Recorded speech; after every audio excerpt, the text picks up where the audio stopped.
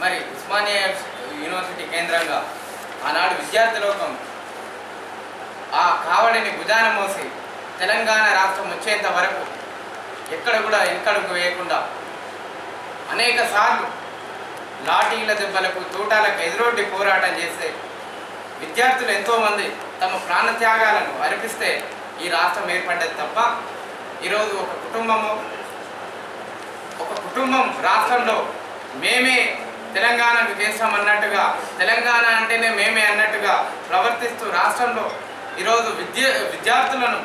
ఎక్కడికక్కడ విద్యార్థి శక్తిని అంతా కూడా విచ్ఛిన్నం చేసే ప్రయత్నం చేస్తూ ఉన్నది. తన టీఆర్ఎస్ పార్టీ 2014 ఎన్నికల సమయంలో ఇచ్చిన మేనిఫెస్టోలో తెలంగాణ రాగానే 1,00,000 ఉద్యోగాల భర్తీ చేపడతామని చెప్పి విద్యార్థులను మోసం చేసి మరి తొలి సంతకం కేసీఆర్ దేని మీద చేసిందంటే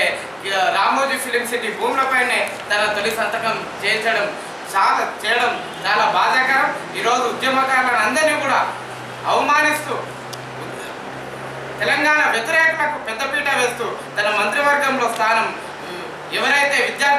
విద్యార్థులపైన లాఠీలు తూటాలు దులిపించారో కొండ సురేఖ కావచ్చు, మహేందర్ రెడ్డి కావచ్చు, వీళ్ళంతా కూడా ఆ రోజు ఉద్యమ కాలంలో విద్యార్థులను వ్యతిరేకించి విద్యార్థుల మీద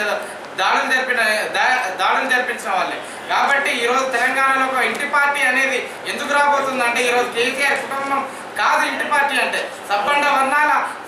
వర్ణాల ప్రజల ఇంటి పార్టీగా తెలంగాణ ఇంటి పార్టీ డాక్టర్ చెరుకు సుధాకర్ గారి నాయకత్వంలో జూన్ 2న పెద్ద ఎత్తున లక్షలాది మందితో ఎగ్జిబిషన్ గ్రౌండ్స్లో సభ జరుగుతూ ఉంది.